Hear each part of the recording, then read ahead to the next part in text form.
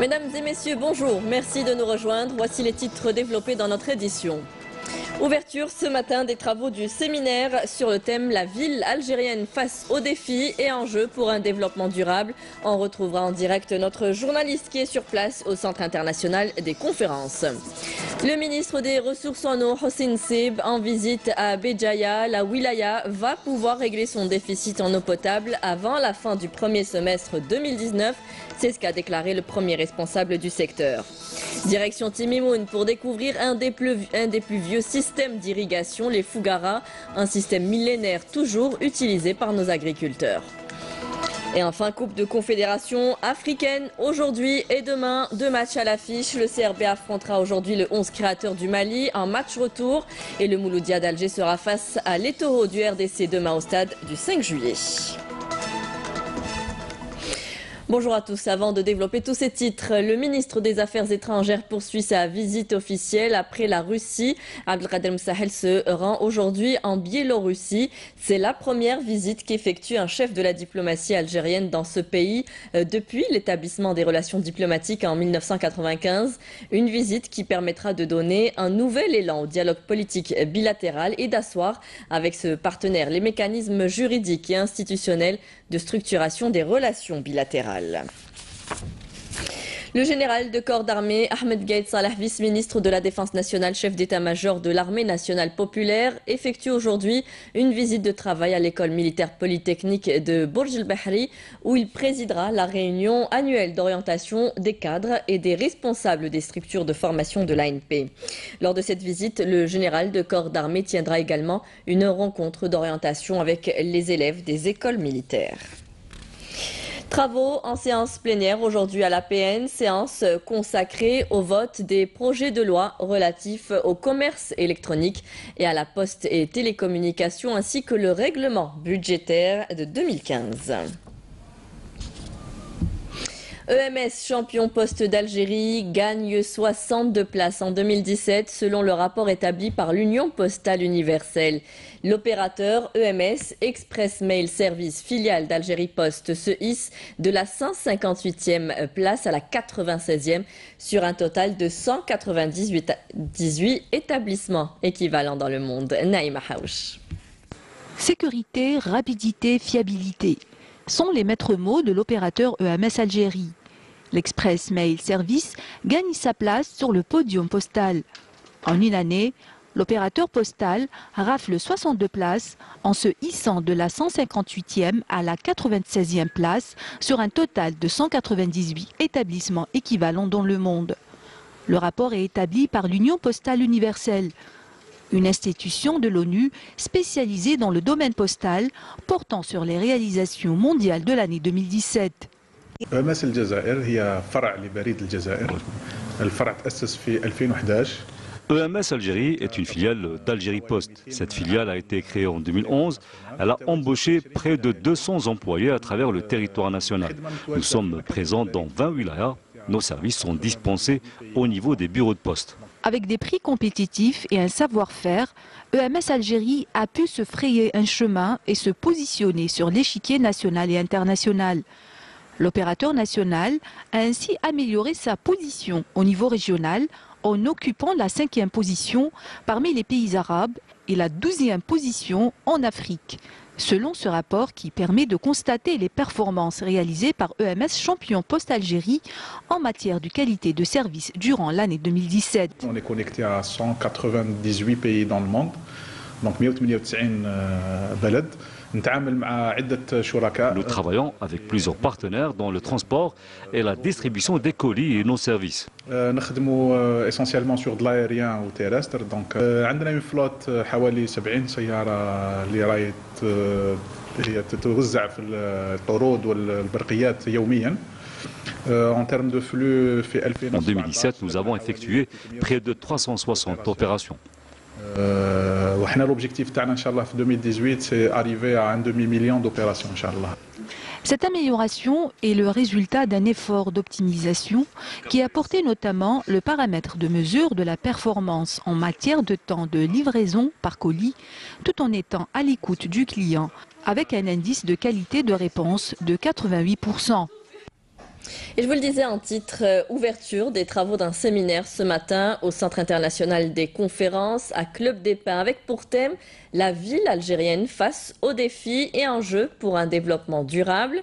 Le ministre de l'Intérieur et des collectivités locales Nordine Bedoui ainsi que le ministre de l'Habitat Abdelwahid Mal étaient présents. L'objectif et les attentes des recommandations qui seront faites en fin de journée, c'est bien sûr de repenser la ville qui fait face aux défis environnementaux, socio-économiques et urbains. Comment l'harmoniser? C'est autour de cette question que tourneront les débats. Notre journaliste Abdelmajid Benkassi est sur place. Majid, bonjour. Alors nos villes ont connu de grandes mutations ces 50 dernières années.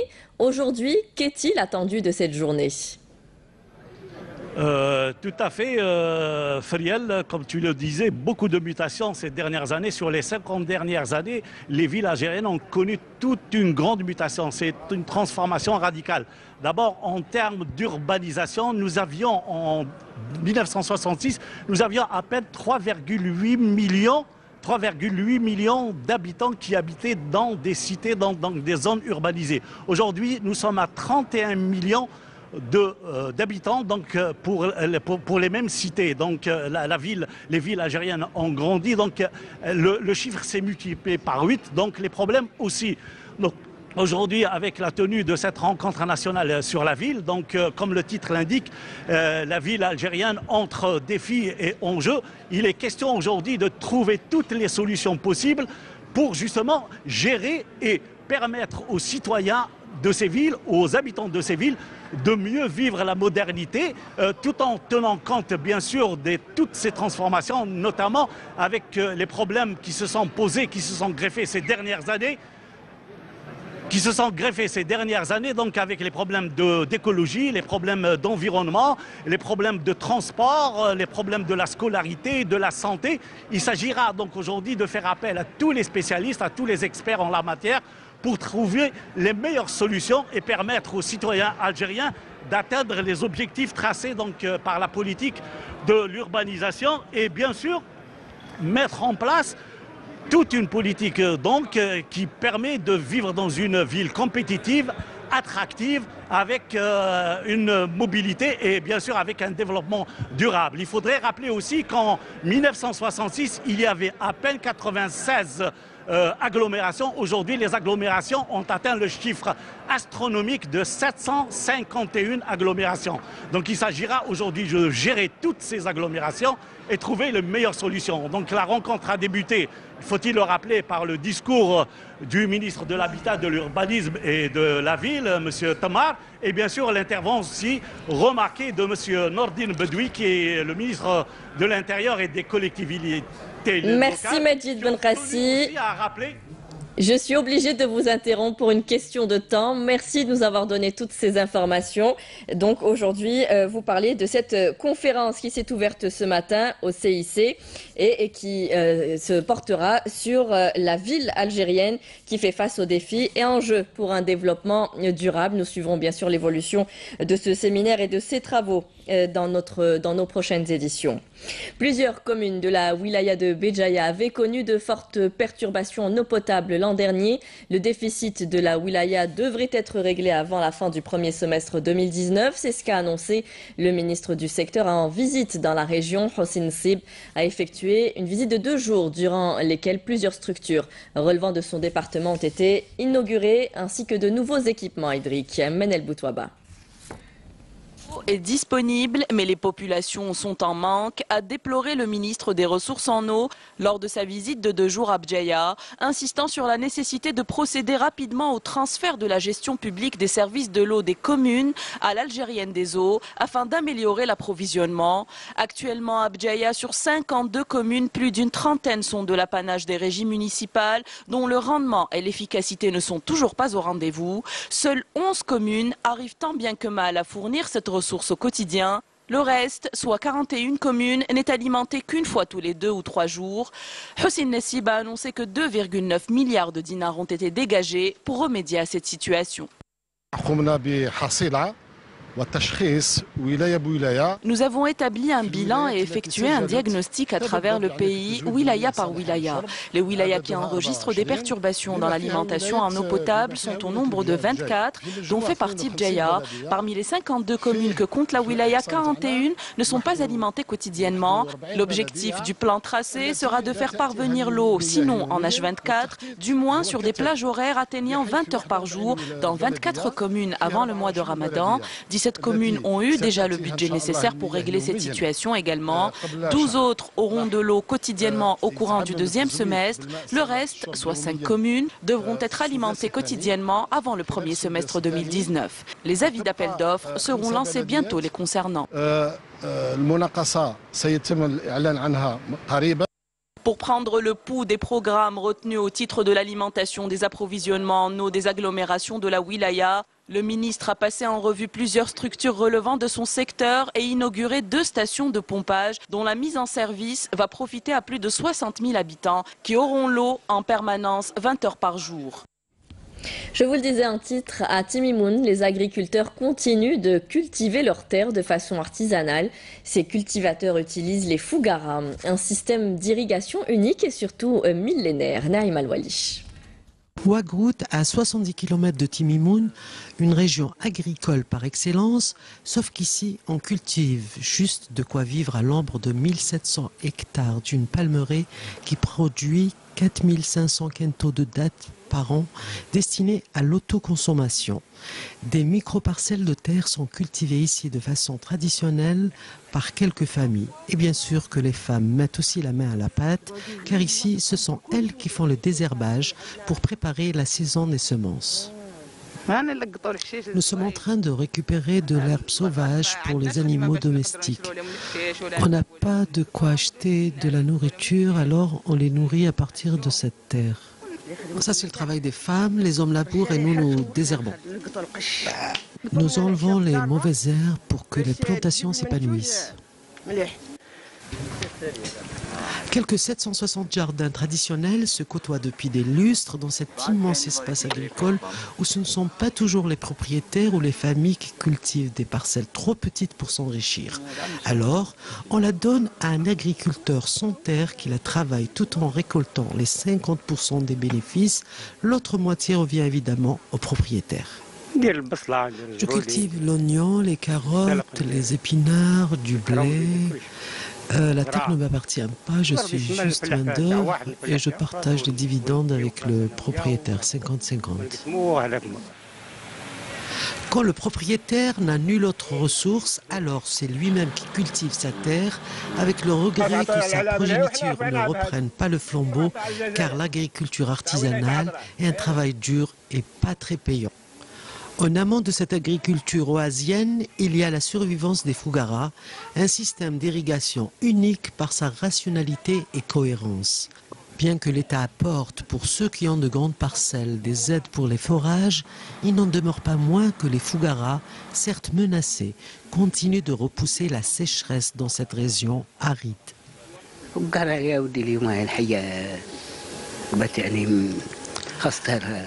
Il n'y a pas grand monde pour reprendre le flambeau des Fougara. Les vieilles personnes sont fatiguées tandis que les jeunes refusent de travailler la terre. Et Fougara, pourtant, c'est quelque chose de vital et d'exceptionnel. Les enfants ne veulent pas travailler la terre malgré mon insistance et la peur de mourir et de laisser une terre en jachère. L'État soutient les Fougara au point de vue fonds d'État. Il y a plusieurs opérations pour les Fougara. Il y a la construction des margelles, il y a la réhabilitation en elle-même de la Fougara. Concernant Arosoro, ce qu'on appelle Arosoro, c'est à partir du dernier puits vers le peigne. Dans l'agriculture traditionnelle, il est rare que des propriétaires vendent leurs produits, tant les excédents, il n'y en a pas. Alors on continue tant bien que mal de nourrir la terre pour qu'elle nous le rende bien. Tonic Industries, un groupe algérien de traitement et de recyclage de déchets en papier et en carton. Un groupe en plein essor, notamment grâce à son unité de recyclage de papier à Bousmaïl, la plus grande du pays qui traite plus de 500 000 tonnes de déchets en papier par an. Le groupe s'était engagé à traiter ces déchets industriels responsables de la pollution du littoral. Il a réalisé en août dernier une station d'épuration. Karim Haïfa. Plus de 500 tonnes de déchets en papier et en carton sont recyclés par jour dans cette unité de recyclage de papier à Bousmaïl. Une unité scindée en deux ateliers, l'un consacré au papier, l'autre au carton. L'unité dotée d'équipements de pointe dispose d'un personnel qualifié chargé de trier et de mettre en balle le papier avant de transférer ce papier trié vers différentes unités de production. Dans l'industrie du papier, la filière travaille de concert avec un réseau très important de fournisseurs. Nous avons également incité les travailleurs de l'entreprise à collecter les déchets en papier. Ils ont des camions à leur disposition pour sillonner toutes les rues et les marchés pour collecter ce papier. Une initiative qu'on a lancée depuis peu avec des primes spéciales pour les encourager et les impliquer directement dans le cycle de production de l'entreprise. Parmi les fournisseurs de tonique, des micro-entreprises qui se sont spécialisées dans la collecte des déchets, des micro-entreprises en plein essor grâce à ce partenariat bénéfique pour les deux parties. J'ai lancé mon entreprise grâce à l'ANSEJ. Après, mon projet s'est développé, puisqu'au départ, je collectais uniquement du papier et du carton, alors que maintenant, je récupère aussi du plastique, ainsi que d'autres déchets recyclables. C'est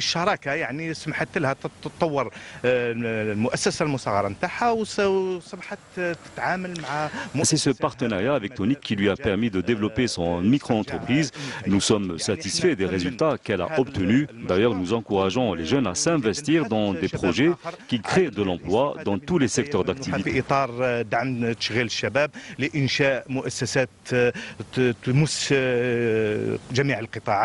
Pour traiter ces déchets industriels, le groupe Tonic a procédé à la réalisation d'une station d'épuration des eaux usées avant de les déverser dans la mer. فيما يخص معالجة النفايات التي تفرزها المؤسسة عندنا محطة une station d'épuration, elle est opérationnelle depuis le mois d'août 2017.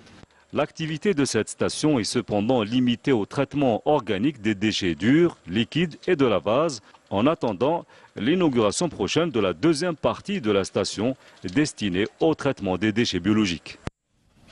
L'intersyndicale du secteur de l'éducation maintient sa grève du 20 et 21 février. Elle a donc pris effet aujourd'hui. Les 5 syndicats autonomes l'ont annoncé dimanche soir à l'issue d'une réunion avec la ministre de l'Éducation nationale Nouria Benrabrit, faute d'accord sur leurs revendications, même si le ministère se dit toujours ouvert au dialogue.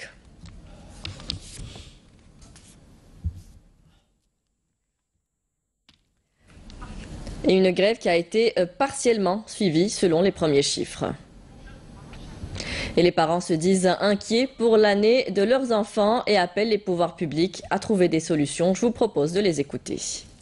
التلاميذ يقعدوا برا البنات يقعدوا برا ضايعين ادخلوا خرجوا هذا ماشي حل برحمة الوالدين يعني هذه جزائر وهذو هما المستقبل ماذا بينا تلقوا لهم حل في الشارع متعرضين لأي حادث وهذو نتأسف عليهم رانا في 3 سيمان 3 أسابيع ولادنا ما قراوش احنا نطالبوا من الوزيرة باش تحل في أقرب وقت ممكن هذا التعطيل. بنتي تقرا هنا السنة ترمينال هي درك حنا ماذا بينا يرجعوا خير في ترمينال درك ما بقاش حنا في ديزيام تريمستر ديجا البنت ديجا قريب شهر ما قراتش يتسمى رانا نخموا عليهم درك ما على بالناش كيفاش وين رايحه درك. انا عندي طفله في الترمينال هنا ماذا بينا بربي شهر ما رحلاش العام ماذا بينا ان شاء الله. Dans le cadre de la lutte antiterroriste, un détachement de l'ANP a détruit hier à Boumerdès, dans la première région militaire, une bombe de confection artisanale. Dans le cadre de la lutte contre la contrebande et la criminalité organisée, des détachements de l'ANP ont intercepté 4 personnes, 160 comprimés psychotropes et près de 2000 unités de différentes boissons à Biskra et à El Oued, tandis que d'autres détachements de l'armée nationale populaire ont saisi un véhicule tout-terrain, 2000 litres de carburant et divers outils d'orpaillage à Tindouf. et à Tamanrasset. Dans le même contexte, un détachement de l'armée nationale populaire et des éléments de la gendarmerie nationale ont arrêté 4 narcotrafiquants et saisi 2 véhicules et près de 10 kg de kif traités à Sétif. Enfin, des éléments de la gendarmerie nationale ont intercepté 40 immigrants clandestins de différentes nationalités à Adrar, Tiaret et Ouargla. Yakuta est le nom d'un groupe de musique traditionnelle à Timimoun. Ce groupe de jeunes s'est réuni il y a 7 ans aujourd'hui.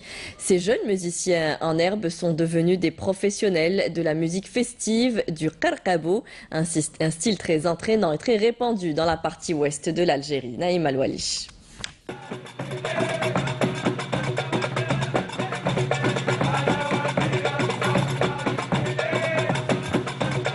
Ils ont entre 19 et 25 ans et sont en train de s'imposer doucement mais sûrement dans le très authentique chant lyrique de Timimoun.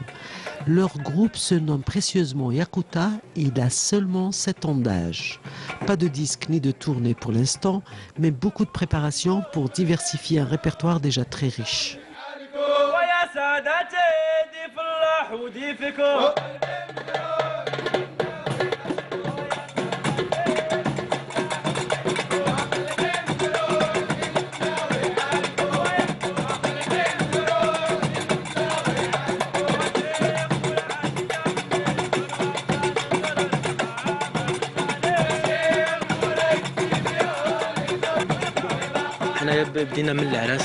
On a commencé par les fêtes de mariage et autres. Et on réinvestit notre argent pour inviter des chouyours, pour apprendre à acheter nos costumes, du matériel, aider des gens, puisque nous sommes en même temps une association de bienfaisance. Bien qu'il s'inspire volontairement du chant simpliste du qarqabou, le groupe Yakuta ambitionne de maîtriser d'autres styles comme le shellali, le barod, le gnawi et même l'ahlil, auquel il infuse beaucoup de rythme car la marque de fabrique du groupe c'est du 100% léger et surtout festif.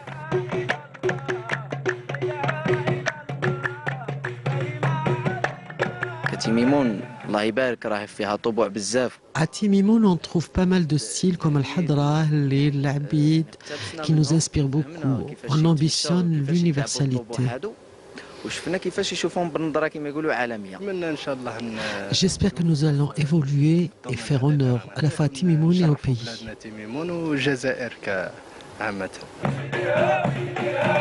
Lycéens ou fonctionnaires, ils sont une quinzaine à évoluer autour de ce groupe qu'ils veulent être représentatifs de Timimoun.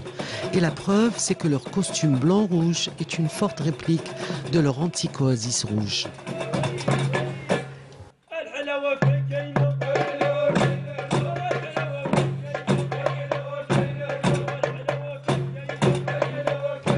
Très sollicité lors des différentes célébrations, le groupe Yakuta espère davantage et pourquoi pas s'imposer au-delà des frontières.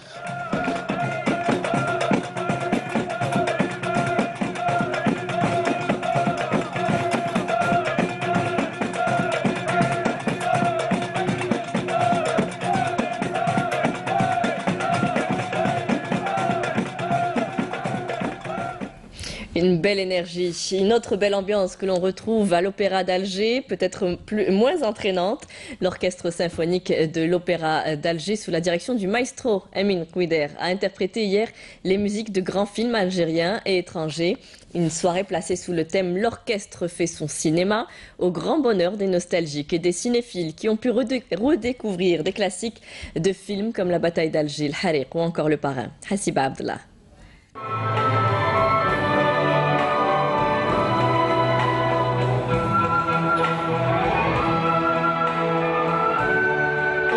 Des séquences de films en musique, des grands classiques algériens ou étrangers dont on ne se lasse de voir et de revoir. Une soirée assurée par l'Orchestre national symphonique qui a joué des morceaux de grands compositeurs, à l'instar de Ahmed Malik et Ammar Shri'i, ou même l'américain James Horner et le français Maurice Jarre. Ahmed Malik a une grande expérience. Sa musique éveille en nous des sensations pour telle ou telle scène de film. Bien sûr, nous sommes fiers de cet héritage symphonique. Impossible de les dissocier des images. Faisant partie du film, ces morceaux de musique sont même restés gravés dans la mémoire de plusieurs générations. La musique joue un grand rôle dans le film. Un film sans musique. Un film sans musique perd son âme. La musique, c'est le film. C'est elle qui fait la différence. Si de nombreux cinéastes considèrent que la musique est un langage à part entière, ce n'est pas pour rien. Les spectateurs de l'Opéra d'Alger ont pu apprécier hier une soirée où seuls parlent la musique et les images.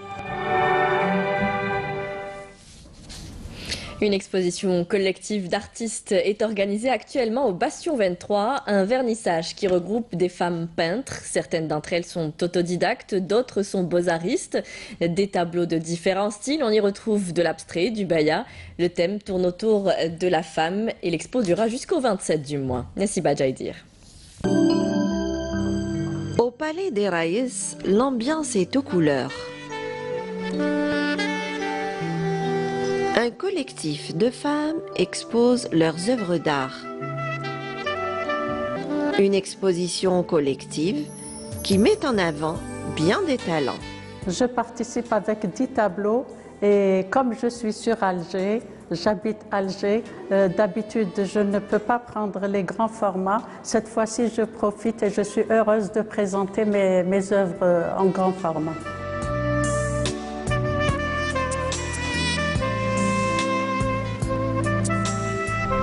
Autodidactes ou diplômés de l'école des beaux-arts, c'est la passion qui les anime et les rassemble. Au gré des inspirations des unes et des autres, chacune de ces exposantes libère ses forces créatives. Donc je suis en train d'exposer pour la première fois ces œuvres-là.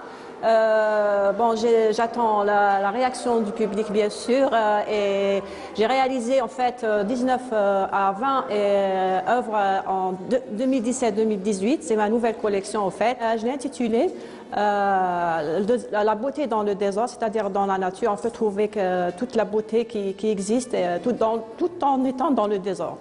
Je fais de la peinture à l'huile, je travaille sur toile.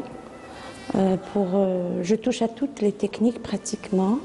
J'ai commencé par l'expressionnisme et on se retrouve dans chaque style. Une gestuelle et une symbolique dans un espace plastique aménagé avec en toile de fond bien des émotions. Dans ce lieu d'art et d'histoire. Et je vous rappelle que l'exposition prendra fin le 27 de ce mois. Du football ce mardi, le Serbe Louis Ded, engagé en Coupe de la Confédération, accueillera cet après-midi au stade du 20 août 55 à 17 h les Maliens du 11 créateur avec l'objectif de s'imposer 10 jours après le nul, un but partout décroché à Bamako. À l'aller, le match sera retransmis en direct sur la chaîne nationale et Canal Algérie. Demain, le Mouloudia d'Alger aura la mission de renverser la vapeur au stade du 5 juillet à 19 h face aux Congolais de l'AS Otoo. Il a été battu à l'aller 2-0. Le match sera retransmis en direct sur la chaîne 4 à 19 h donc. Il y aura également du cyclisme aujourd'hui. Le coup d'envoi de la 15e édition du Grand Prix international cycliste d'Alger a été donné à partir de la ville de Souidania avec la participation de plus de 100 coureurs algériens et étrangers sur 4 étapes à travers le territoire de la wilaya d'Alger. Cette édition débutera par un prologue à Souidania, puis une étape de 144 km à Zeralda, suivie d'un circuit à Rouiba, avant de clôturer par le circuit d'Alger, tracé autour du ministère des Affaires étrangères. La 14e édition avait été remportée par l'Algérien Abdellah Ben Youssef du GS Pétrolier. C'était la dernière information de ce journal. Merci à vous tous de nous avoir prêté attention. Tout de suite, vous retrouverez Mina Abed pour les prévisions météo. Ce soir, rendez-vous avec Zohir Ben Dimred pour le journal de 19 h. Très bonne journée à tous. Au revoir.